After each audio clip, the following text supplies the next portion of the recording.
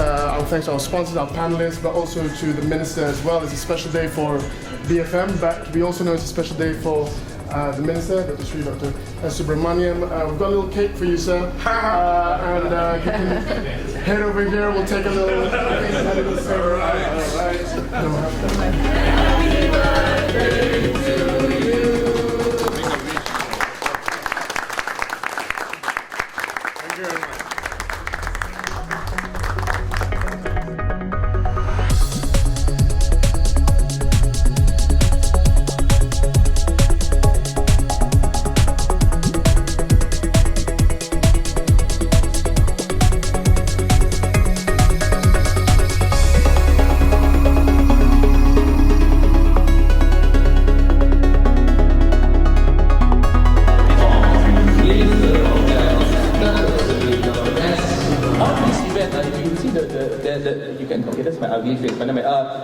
On the board, on the left and right, there will be Twitter boards, ladies and gentlemen, okay? And people, if you have any questions, you can tweet your questions using the hashtag BFM Health, and it will be displayed on the Twitter boards. And if there's any interesting questions during our sessions, the moderators or the speakers can pick them up and then we'll discuss your questions. Ladies and gentlemen, we're going to start this event off with the aforementioned chat with the Minister of Health. And to start the event, ladies and gentlemen, it is my pleasure and honor to introduce on stage the brains behind this event, the lady whose voice is so sweet, you can get diabetes just by listening to her. Ladies and gentlemen, my favorite BFM announcer, Mira Sivazoli, presenter of BFM's Health and Living segment. Some of you followers of the Health and Living show every weekday at 4 p.m. Thank you very much for being here.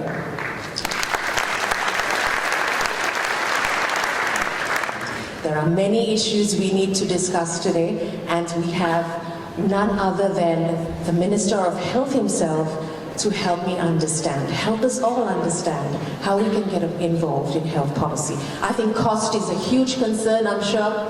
Is it a huge concern, healthcare cost? It is, yes, everybody would agree with me. So let me invite on stage Minister of Health Malaysia, Dr. Seri Dr. S. Subramaniam.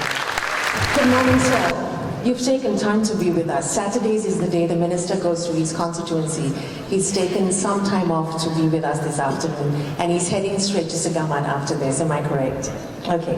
I'm going to start immediately because I couldn't help notice in the front page of the Star newspaper today. We are the fattest nation in Southeast Asia. We all know that. We lead in terms of diabetics in Southeast Asia.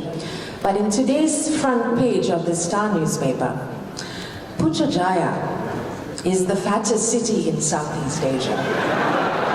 How did that happen?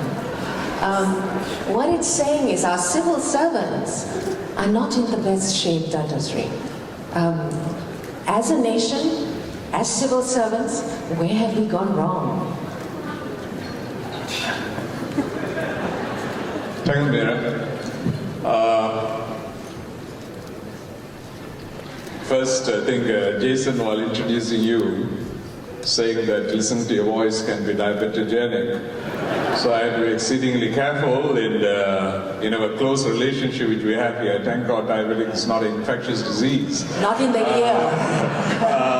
It doesn't affect your ears. Right. Now, coming back to your question, but I don't think you can look at Putrajaya in isolation. But Putrajaya is, of course, is a unique community because it sees a collection of certain group of people, of civil servants, the middle class civil servants who lead a sedentary life. And so unless you compare similar groups in other places, you might not be able to get a fair comparison between whether similar segments of society in other areas also have got the same demographic.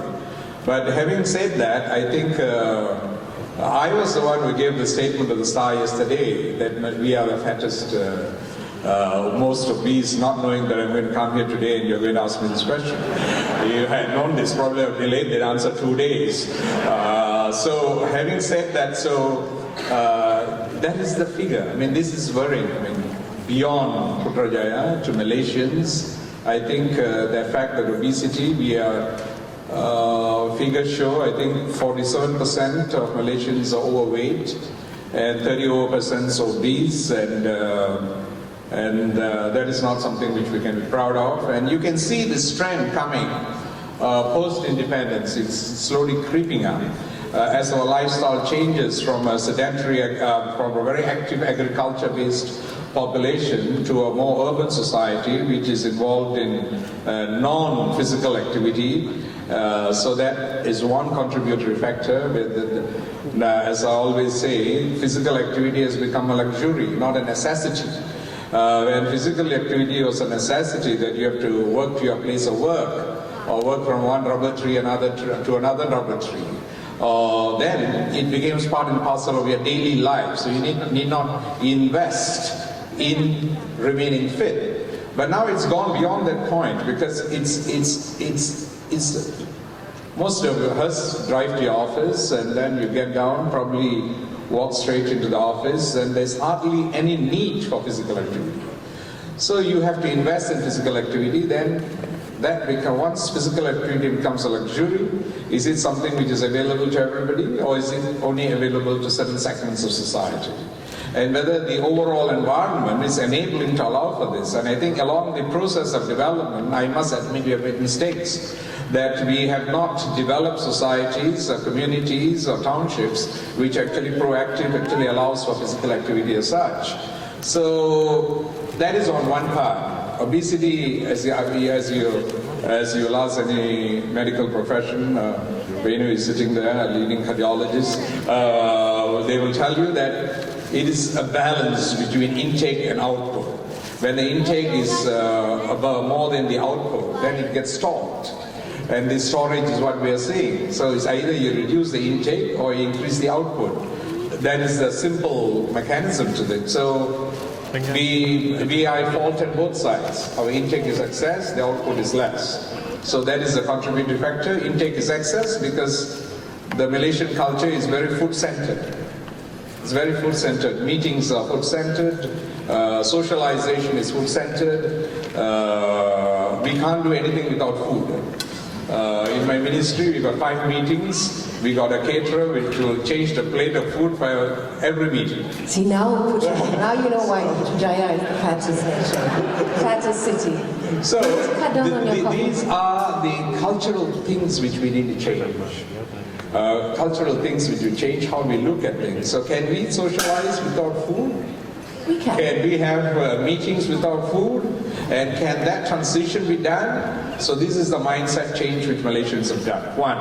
And can we choose the correct kind of food? I mean, knowledge is good, but behavior, transition of knowledge into behavioral change, that's a difficult thing. So if that is done on one part, on the intake part, then you go into the output part, is to invest time, effort in physical activity. So we are pushing this agenda. Unfortunately, we are not seeing the results. So government can give the correct messages, and I probably have to disagree with the original statement that government tells us what to do and we have not much say. But you have every say in deciding what food you want to eat. The government doesn't dictate to you what you want to eat. And you have every say in having a right to exercise, to move, to run, whatever you do. The government tells you not. Government has not reached the level of telling you not to run or not to walk. So you still have a choice. So Malaysians should make the correct choice. And that transformation is absolutely important in this war against obesity. And so that's not happening. It's not. So what do we do? Tell them, come, let's change. Maybe when you tell them, I listen. Maybe when I tell them, I'd say it's got political incentives inside it. So you have to tell, so strongly tell that, look here, you have to change. I believe in drastic measures sometimes. What about pulling off subsidies for sugar, imposing a sugar tax like some countries? Okay. For years, we were very generous. We were subsidizing sugar. I don't know how many of you know we were subsidizing sugar. I think for every kilo of sugar you bought, government was paying 30 to 40 cents. Last year, I managed to convince the cabinet to remove that subsidy. cabinet being a politically driven engine, it was very worried whether people will not support the Bangsar National if we remove the sugar subsidy. And I had to reassure the cabinet, don't worry, nothing of that sort will happen. And thank God nothing of that sort happened when the subsidy was removed. And Malaysians actually received the removal of subsidy quite well, and it didn't cause any turbulence. So that is one sign Malaysians are able to actually receive things like this. Now your second point, we're going beyond that, whether taxation of sugar will be a useful thing. It has to be evidence-based. We must have the evidence to say that increasing taxes on sugar will reduce its consumption. And a few weeks ago, the British government has actually imposed tax on sugar. So we are not against the idea, we're quite open to it. But it must be, for the first phase, is I think more educational. And it can start in very small ways. For example, when I first used to go to the compounds in my constituency for Hari Raya or for marriages, the teh they used to give you will taste very close to honey. And that is very common, it's that sweet. And it is the insistence on my part that you have to please, I don't want to add sugar, and you separate the sugar from the tea as a regular practice. And now I see most of the villages in my constituency actually now separate the sugar from the tea, and that I consider as a major evolution from a practice which has been customary for a very, very long time.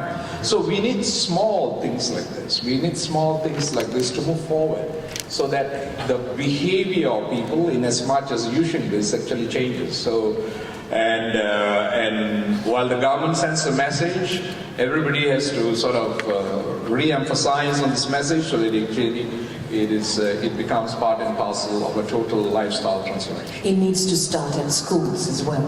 Right. The food they serve in canteens is frightening, Dr. Seri. Right. True. But as far as the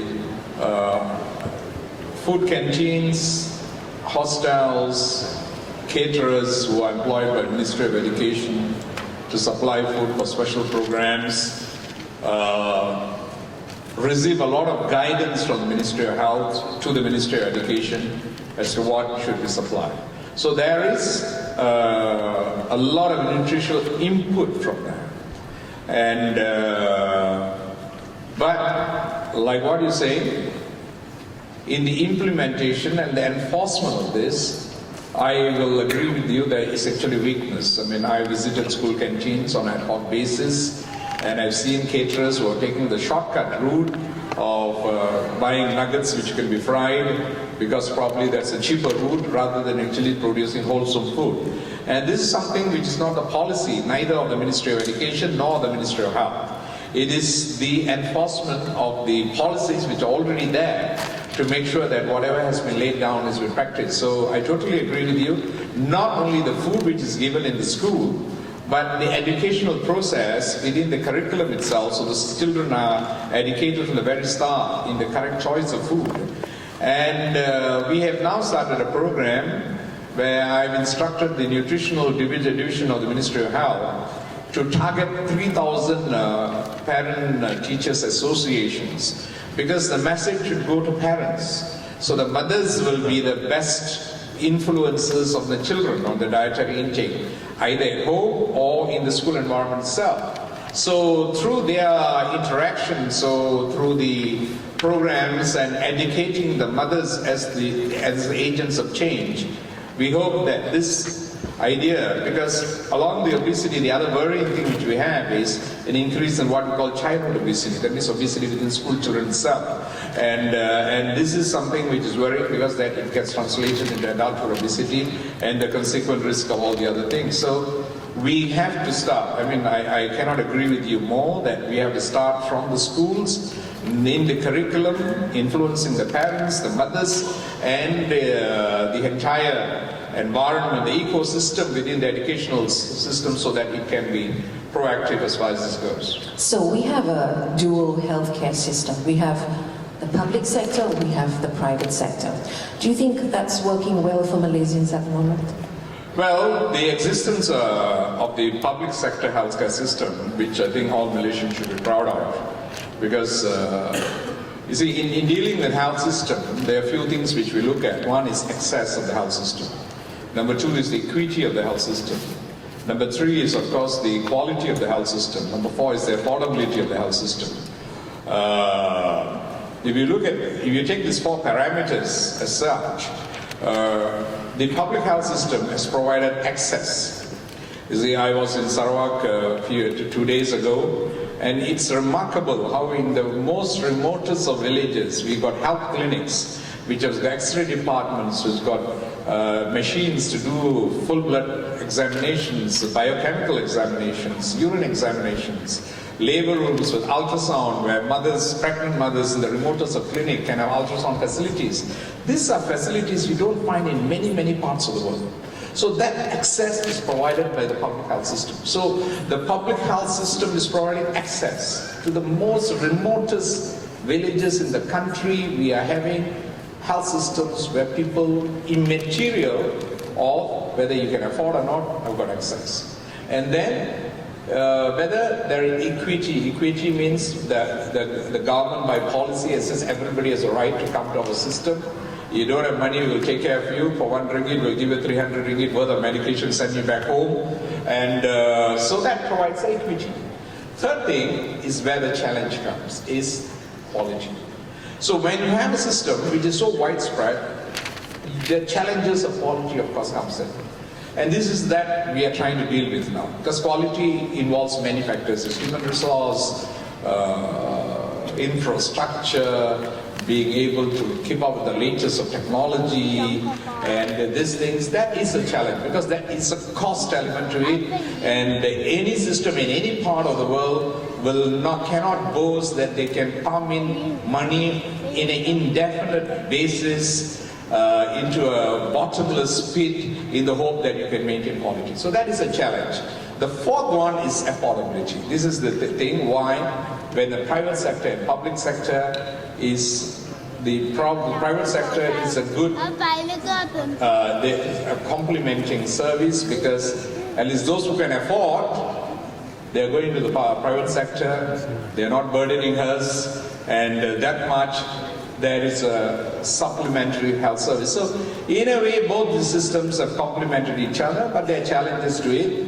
The long-term sustainability, but I won't go into that answer. Probably you got a question on that, so I'll reserve it for that. Yeah, we are the private sector. It is expensive, and I think most of us would love to go and get private sector sort of treatment and service, but we can't afford it. On the other side, you have government, you have long waiting periods.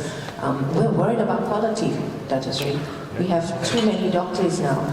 We have no idea where they're coming from. We don't know how qualified they are. I am afraid to go to government unless I know somebody in there. No, I think all these questions are based on wrong premises. Let me take one by one. First premise is quality of doctors. Immaterial, wherever they come from, there are a lot of very leading doctors sitting in front here. They will all testify to this, whatever I'm saying, because they all are products of that system. And many in the private sector now. Yeah, but they went to private sector after being trained in the public sector. We trained them well. We trained them well, and they became the beneficiary. Isn't it, Venu? True. He's a product of IJN, well trained. Now he's in private sector. Ashok is a product of Malacca General Hospital, reasonably well trained, and now he's in the private sector. Reasonably well trained. And so they all are products of the public sector. They were trained in the public sector, and of course they went to the private sector. And the public sector, one of the best things in our public sector is our capacity from wherever you come We will mold you, train you, prepare you, give you adequate amount of skills. That is within our public system. So I can reassure you, please go to the public sector, don't worry about quality, be rest assured, you need not know anybody. There's no need for any kind of recommendation, you'll be getting good care. But you must be able to wait in your queue to take the turn. So as quality is concerned, when I mean quality just now, not in the quality of treatment, quality of doctors, they can come from any part of the world, but we got reasonable legislative, regulatory processes to ensure that we monitor them, their quality is okay before they actually touch you. So that's fine. The next point is, of course, when I meant quality is, I was talking about this waiting. Sometimes you wait for 3 hours. Can we cut down the 3 hours to 1 hour? That of course relates to the quality of time. So that is what we are working on, and we hope that with the changes which we are trying to make, we can reach that level. And in the long term is how this cooperation between the private and public can be further enhanced so we can actually benefit from those systems. We know that the current health system, in terms of refinancing the cost of healthcare in the country, it is not sustainable going forward. What do we have planned? We spoke about the one care policy a few years ago. It was politicized, it was shelved. So where are we going with this? We cannot go on the way we are. Right. Yes.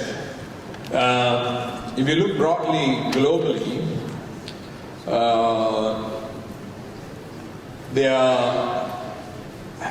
their health systems can be based on two methods of financing.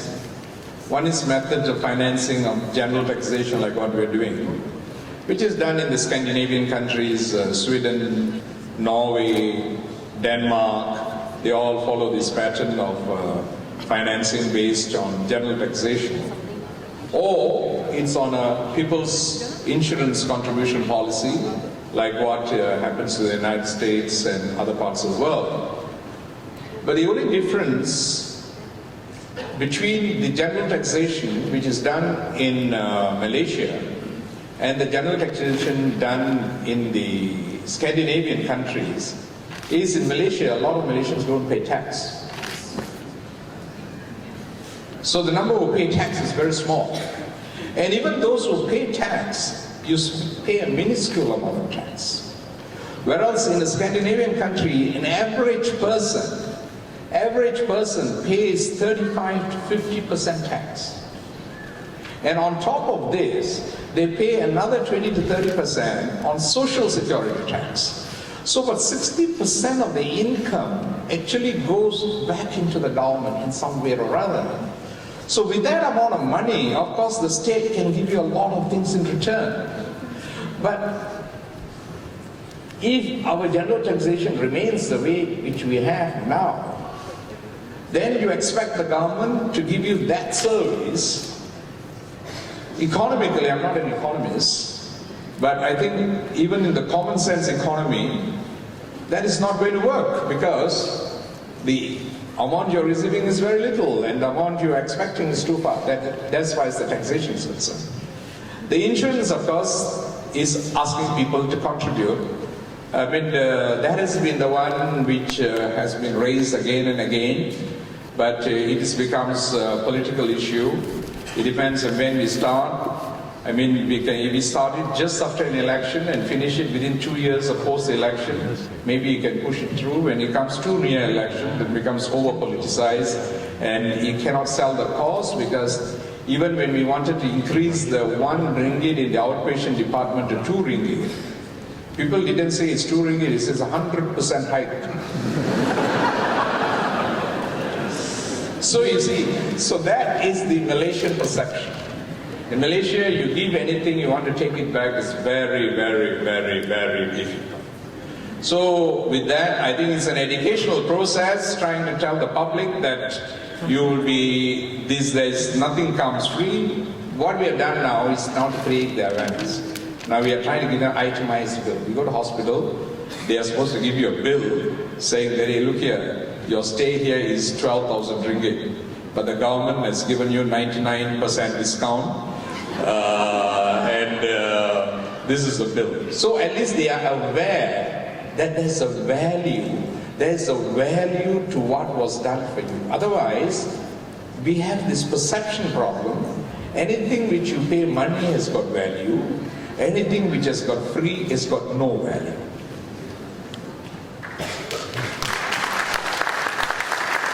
So we have to break this perception problem. Is it also got to do with priorities? How much of funding is actually coming towards health?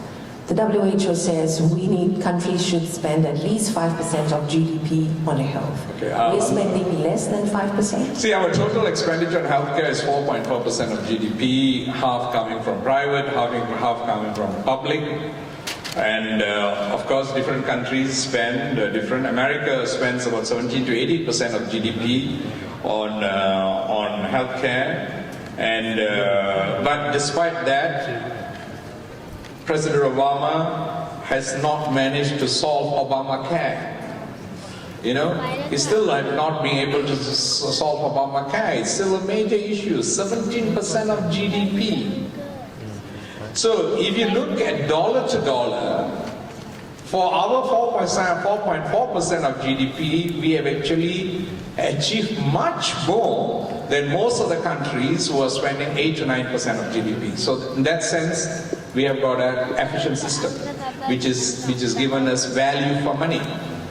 Whether increasing this is the only answer, yes. But if you look at the overall budgetary thing, Ministry of Health gets the highest amount of budget next to the Ministry of Education. So that two ministries will get the highest amount of your budget is the Ministry of Education. Next is the Ministry of Health. So in that sense, our budget is about 10% of the overall country's budget. Ministry of Education gets about nearly 20%.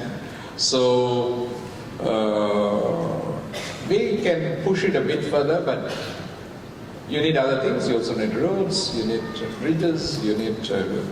so we have to work out a good deal. Priorities. We also have a lot of leakages in the system. Right, that's not part of health. A lot of that can come towards healthcare.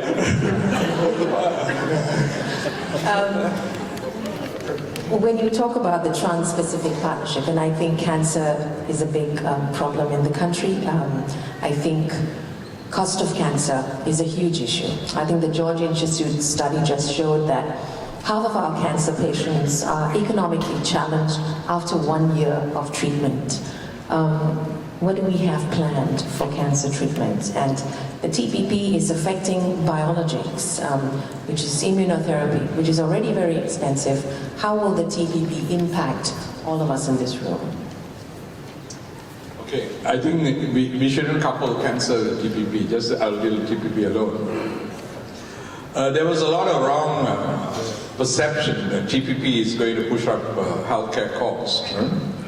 One, basically in the area of pharmaceuticals, because there were some provisos in the TPP on intellectual property protection.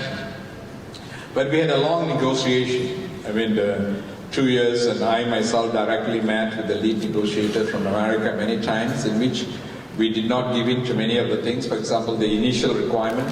Now all drugs which are patented in Malaysia through my IPO is given a 20-year patency. And the initial request in the TPP was to increase it from 20 to 25 years, which we did not agree, and they also eventually agreed. So in the final agreement, there is no increase in the patent period for drugs as concerned. So the patent period is the same.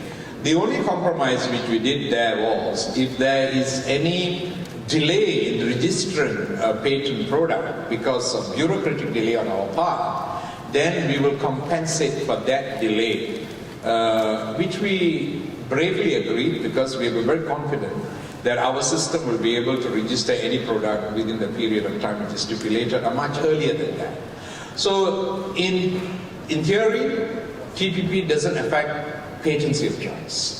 So it doesn't increase, it's the same. So drugs which are patented will not. So coming to the next question on biologics which you asked, why this was overplayed by people was biologics have been given a protection of some of the confidential drug information which we call data, exclusive protection for a period of 5 years, like any other product, and whether this will delay the possibility of developing other drugs similar to the innovator biologics, which we call biosimilars, at a faster time. The answer is no. This also comes with inadequate understanding of this whole issue. Because we went back and studied all the biologics which have been registered in Malaysia so far. All biologics which registered in Malaysia so far have also been patented. So once you patent a biologic, you already got a 20-year protection. So this 5 years data exclusivity doesn't in any way affect you at all, right? So this only becomes useful, or only becomes the issue to consider if there is a biologic for which the company which is innovated it decided not to take a patent, which is very unlikely the company will do it, because once they find a new product, they will definitely patent it because they want the 20-year protection.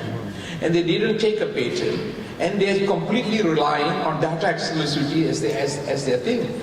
Even if they do that, we have gone back and looked at all data, which shows that for any other company to develop a biosimilar, similar to the innovator, takes much more than 5 years. So the data exclusivity of 5 years will never actually cause a real effect as far as availability of drugs is concerned. So this fear that generic availability or increase in cost of generics will become more because of TPPA is totally unfounded and based on inadequate understanding of the entire process of registration. So I can tell you that that is not true. Whatever is available now will be available, but the cost of biologics is expensive. Very expensive. Because there are innovators, the companies which have patented them, they've made it very expensive, and how to make it less cost is something which we have to negotiate with the companies for the patients and try to bring down the cost, because once a drug is patented, we have got no way we can produce another biosimilar until 20 years time. So this is one of those things which you have to live with, because otherwise the arguments of innovators is the other way around.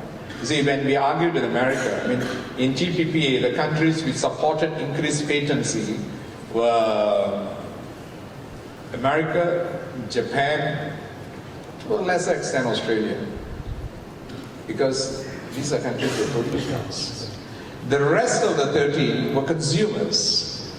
Their argument was, if you don't incentivize innovation, where are you going to get new drugs?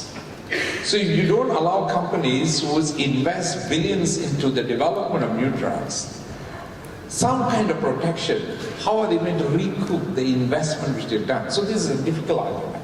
Either you want innovation, either you want new drugs, or you want status quo to remain forevermore. This is what we have to understand. Moving on to cancer. 1 in 4 of us is expected to be inflicted with cancer by the age of 75. That's a frightening number. National Cancer Society President, Dr. Soundri, I don't know whether she's here, she's part of the panel. She has said that there is a need for government to formulate a comprehensive national cancer plan to deal with the detection and prevention of cancer. Are we doing anything about that? Yeah, we got a national cancer policy. But cancer is not one particular disease. It's a spectrum of many different diseases, which every other part of the body organ can become cancerous, and our approach for different cancers is different. One, I have not been too happy with the National Cancer Registry. And again, our Pantai chief is here, and I can address this question. Collection of data is important for any registry. And public sector data we have. We have a very comprehensive public sector data. You ask the number of cancers in the Ministry of Health, how many breast cancers, how many ovary cancers, how many colon cancers, we got complete data. So we can review the data, but that doesn't reflect the total cancer load of the country. Because our access to private sector data is limited. You see, that we only get private sector data is when the patient dies, because they have to inform mortality. So we get the data from Department of Statistics when they sign cause of death is due to CA cervix, cancer of the cervix. We get the data and that ends. But when they're treating a patient with cancer, that data is not available to us. So because of that inability, we are trying to see how we can overcome this hurdle. Because the private hospitals, their issue is my patient's privacy. I want to protect my privacy, so I can't provide this data. But your government, you can make them do it. Yes, certainly, with your support. Right. So if I do it, it's not my doing, it's Mira's insinuation that I should do it. So you can hold a ransom for that.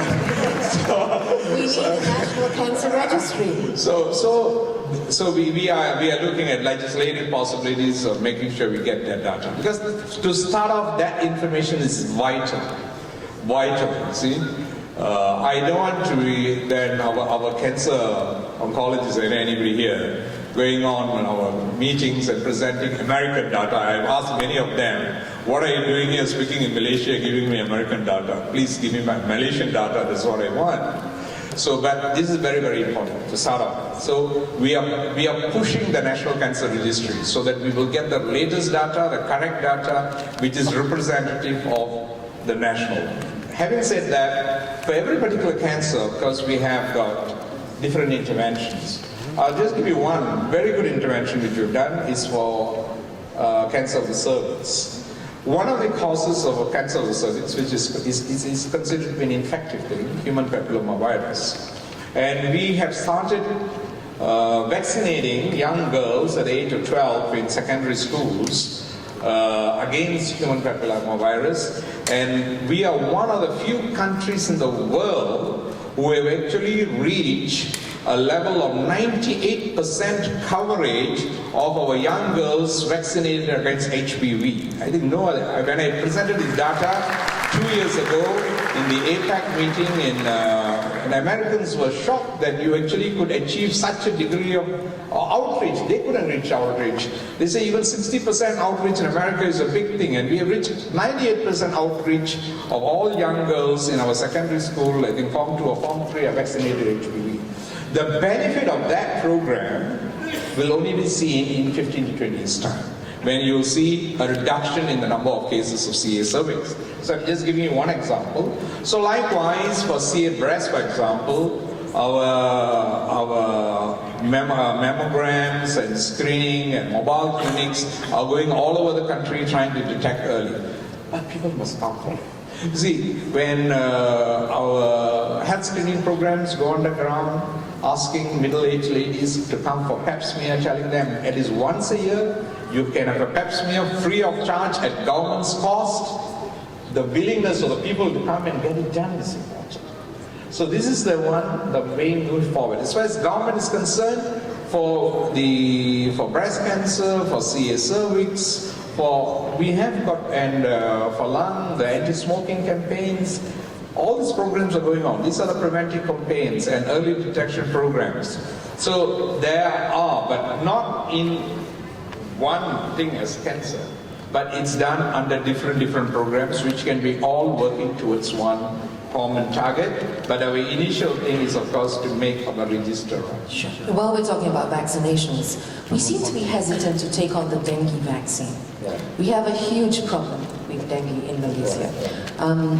We seem to want to study a vaccine which has been studied. Why is that? Right.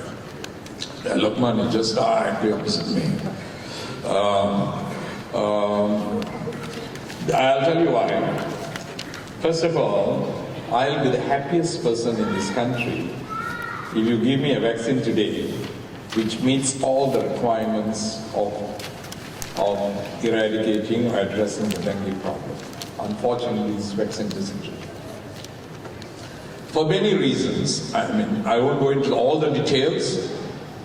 The viruses which cause dengue, there are 4 serotypes, we call them, 1, 2, 3 to 4. The one which has been our biggest problem is the second, DEN2 we call it.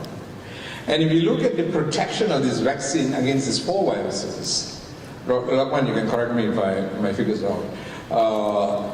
Its protection is higher against the DEN3 and DEN4 compared to DEN2. DEN2, I think, is 47%, its protection. It's the lowest.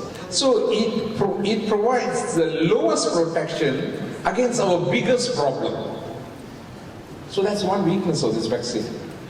Second weakness is the prototype of our dengue patient is a middle-aged person. Our dengue patient prototype is somebody between 20 to 30 years old. This particular study showed that its efficacy is from the age of 9 until the age of 18. That is the period it is effective. It says it could be dangerous for those who are less than 9. It could be dangerous, that there is a risk they can get more illness. And we don't know how good it is for those who are in their adulthood. So that is so within that spectrum, there is this vaccine. It doesn't protect against the virus, which is my biggest problem. And I don't have the data to know whether it protects that population in my country which is at highest risk. And on what basis am I going to approve this vaccine? Just want you hold that thought. We spoke to Professor Emeritus Dr. Lam Saikit, Asia Pacific Steering Committee for Dengue Vaccination Program. 30 years, he's worked 30 years on the dengue vaccine, and this is what he had to say. The vaccine has been tested in over 40,000 people in 10 countries and has been thoroughly evaluated under international guidelines. I really do not see what else Malaysia can do to try to study this further. All the evidence are there. The details of the study have been published in top journals and it has been accepted. The vaccine, as recommended by the manufacturer, is for use of children from 9 to adults of 45. So there is already evidence that it is effective. This is a tetravalent vaccine, that is a live vaccine that's protecting against all 4 serotypes. An overall vaccine of this is 65% actually, not fit for in Malaysia. It is in the 50s, but if you combine the result from Malaysia and the Latin American countries, it is above 60%. And to me, after 30 years of seeing this vaccine being developed and coming to this stage, I believe that it is good enough for use. Right. Your views? I am not a virologist, but I can get a few other virologists to put similar videotapes with the different views. That is how that speciality is divided on this issue. The speciality is divided on this issue. So there is no uniform view as far as this is concerned. He belongs to the other team. Not only he, there are 2 other 3 virologists who worked on the project who have got a different view. The others who have objectively analyzed this who have got a different view. But we are not, but I'm telling you, I'm not totally against it. As I told you just now, it is, there's evidence shows it does protect from 9 to middle age. He said 45. That is by collating certain evidence, but not correct data-based evidence. So that is one. Number 2 is he did show 2 other advantages, which fairly one, which is it can reduce the amount of serious disease, which we positively accept. And it also reduces the risk of hospitalization. So for these 3 reasons, we are still not closed the doors against the vaccine. We have not closed the doors. We have asked the pharmaceutical division to study its registration process, because they have got a process of validation before they register it. But our concern is whether it's going to become part of a national immunization program, or is it going to be available to small sectors of people, or whether it will be registered and if you want, you can vaccinate. These decisions are difficult decisions for the government to take, so this is what we're starting. Okay. Do we have a time frame as to when we'll know whether or not? Well, I think we said by June we will make some decision. 2016. Yes. Fantastic. I'm going to open up the floor for questions. Anybody got a question for the good minister? This is your chance. For the good minister.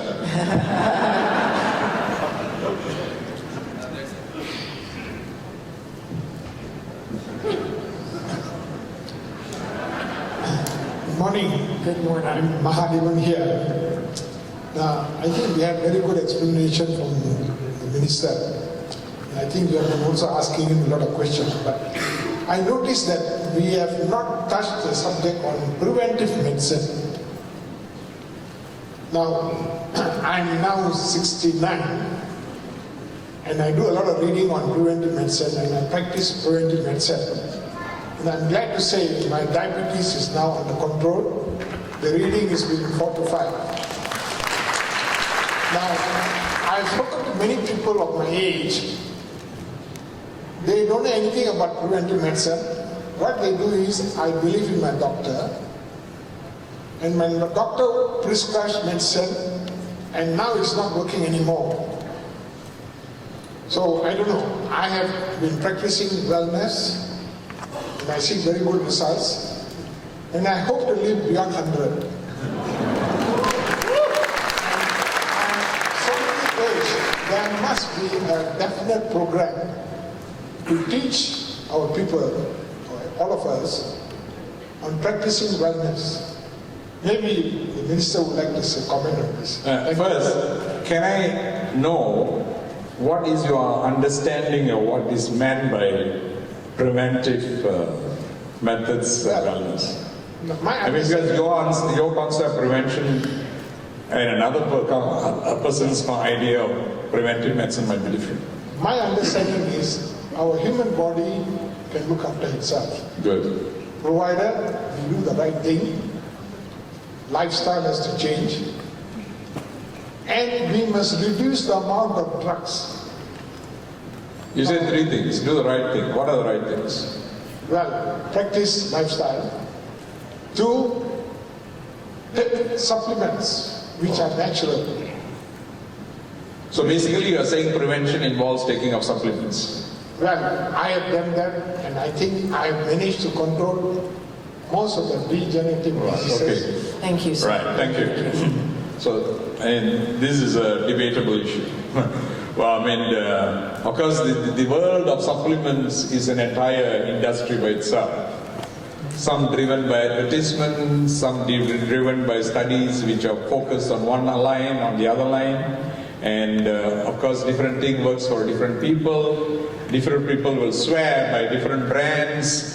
So for us to make conclusive evidence, I can only give a very general scientific statement on this. Is there are certain things which are proven, and from the mainstream medicine, and that is the things which we should accept.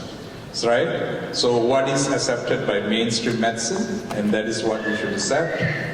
The world of supplement medicine, world of complementary medicine, there's a huge one. So people who are following it go by their choices. It works for them, fine.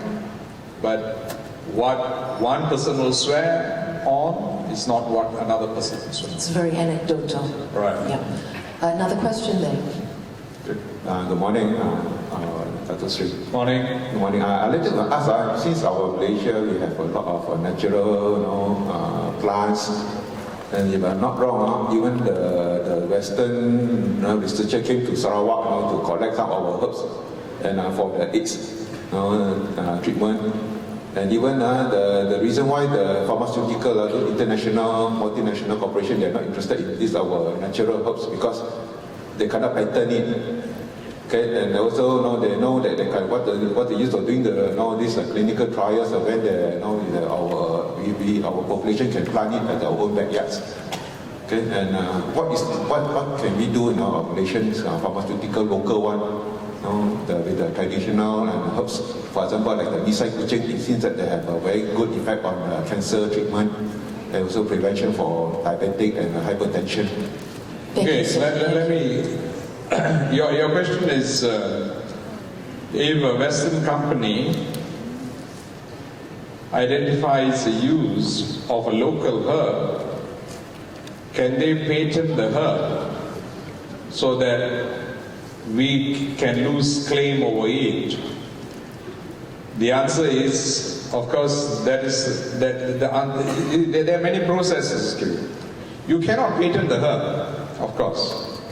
But if your process has identified a very active ingredient within the herb, which has shown definite positive benefits for whatever it is, and is undergone the normal scientific process of validation, and through that you have come out with something, then you can patent that particular chemical compound, and you only own that. If you want to say that I want to patent the herb, I mean then half the herbs in this country will be patented by countries which otherwise. So that is something of concern. But active ingredients coming from natural herbs is something historical. Like you ask a cardiologist, there's a drug called digoxin which is still using. It came from a herb, how many years? 100 years? Maybe 100 years ago, foxglove. It's a herb called foxglove about 100, 120, 150 years ago, and it is patented because the active ingredient was identified and patented. Likewise, for many products, which the active ingredient identified, the chemical has been patented, so it can be used.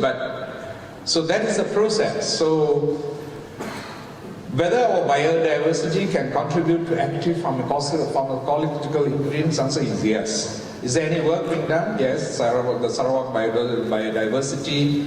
Most of our universities in Malaysia, their pharmacological departments are working on local herbs. They are all trying, even for dengue, they are trying to find out what's the active ingredient. Papaya juice was tested. Yes, tell us about papaya leaf. Papaya leaf. There's a lot of talk about papaya leaf. Well, papaya leaf, the juice has been, papaya leaf for dengue has been studied by IMR, and it shows that it makes you feel better. The febrile phase comes down. The inflammatory process of the infection comes down, but the viral count doesn't come down. So the virus is still alive. It doesn't kill the virus, but you feel better. But the inflammation associated with the disease does come down. So for that purpose it's good, but there are works to find out more about what is the ingredient, what is the active ingredient in that papaya juice which actually provides these particular benefits. So all these works are going on. We have to come out. It has to go through the scientific process. There's a Twitter question. What does the good minister do to maintain good fitness and health? It's going to privacy. Right. I'm a vegetarian. Okay. For a start. And then I think all this stress keeps you healthy.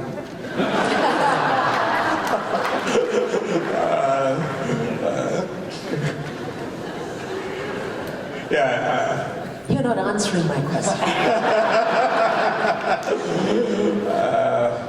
In politics, we learn the art of answering some and not answering some. I'll let you go on this one. All right, anyway. So that is it, and I do exercise whenever I can. I don't smoke, don't drink. These are the things. Okay. Right? Good Okay. enough. Malaysians can follow that if they want. Okay. Right. Just to conclude, we will be an aging nation in the year 2030, True. which means 15% of our population will be 60 years and above. Are we ready for that? Well, that's a challenge, and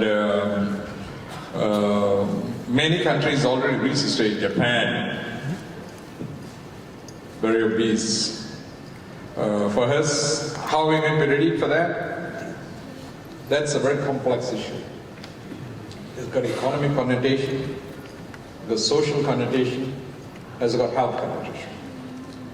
So we have to be ready in all perspectives. Economic connotation, if you live longer, will you have enough wealth to sustain you for that period of time you're going to live? Very big issue. How are you going to answer this? If your EPF, which you're contributing till the age of 60, now, how long will it sustain you? Maybe until the age of 75? What do you believe until? Somebody says no. So she doesn't even agree to that. So maybe lesser than that. If you live like 100, like uncle is going to live for 100 years of age, where is this money going to come from? So there are only two ways you can address this issue. One is to increase the productive years of Malaysians for a longer period of time, which means, are you going to allow people to retire later? That means 65. Can people work until 70? Or people will be allowed to work as long as you want? That's one issue. Number two is here's the social issue. We had extended families, parents lived with children, which is breaking up. You can go to remotest kampongs, you find old people suffering by themselves, and they are the most impoverished, because growing old is not a problem, but you must grow old healthy. You have to grow old with money.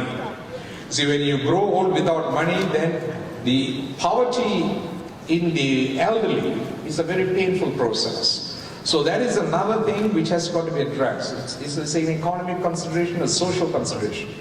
The third, of course, is a health consideration. As you grow older, you become, of course, you will have illness. You will accumulate the number of drugs you're taking.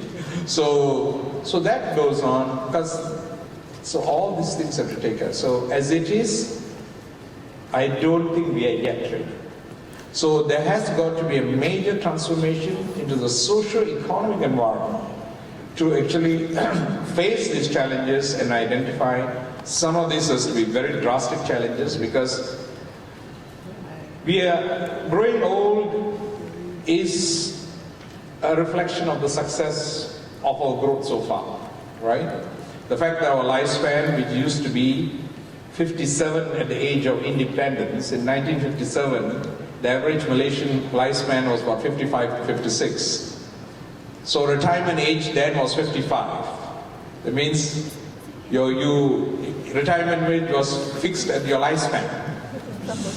Now, the lifespan is 72, 73 for males, and I think 76, 77 for females. So are we going to increase retirement age until 70? Challenge. So it's not an easy answer. That is something which we need to think of. If we allow old people to work until 70, where are the jobs for the young guys who are coming out of colleges? So these are the challenges. But it's not an easy answer. It's a very complex issue. Needs multi-sectoral involvement and the whole of government policy. Your message to all of us here. Right. I go back to what Mira's original statement was. Health is your concern, individual, you take care of your life. So it's personal choices. So make the right choices. You've got in this democratic country, you've got right to choose what food you eat. You've got right to exercise. You're right not to eat what you don't want to eat. Make the right choices. I think Malaysians' knowledge is good. Transformation of knowledge and behavior is poor in every aspect. Everybody knows Aedes aegypti causes dengue, but attempts to eradicate Aedes aegypti is very poor. So these are the things. Let us translate knowledge into behavior. The day we translate knowledge into behavior, then many of these issues which we face will be resolved, and this country will become a better place for us to live. Thank you. I just have one more question. Are we ready for an epidemic like Ebola? Right, we are. As far as health system is concerned, we are.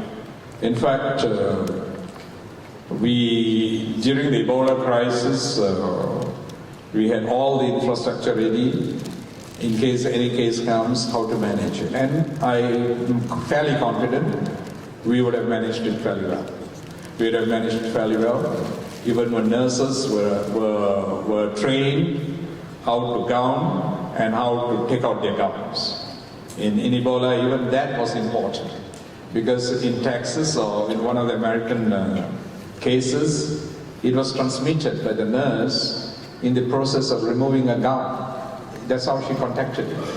After dealing with the patient with Ebola. So we actually trained them through the entire process, through videos. They were shown, this step. So we had actually created the infrastructure. If they had a case had come, rest assured we would have controlled it. So I think we are fairly good in the infra. In fact, we worked with them. We were helping management of Ebola from here in analyzing data and giving feedback to them and certain issues. So through our crisis response center. So we have got a crisis response center in the Ministry of Health, which is on a standby at all times and can trigger off into crisis mode anytime that you want. Fantastic, that's very good to know. We wish you a very happy birthday and many happy returns. This has become national news now. Thank you very much. Thank you for joining us today.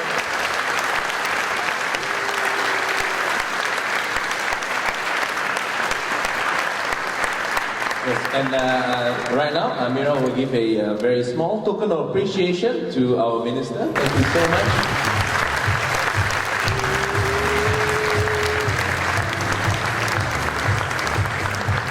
Thank you very much, Dr. Seri. Round of applause again for Dr. Seri, everybody. Thank you.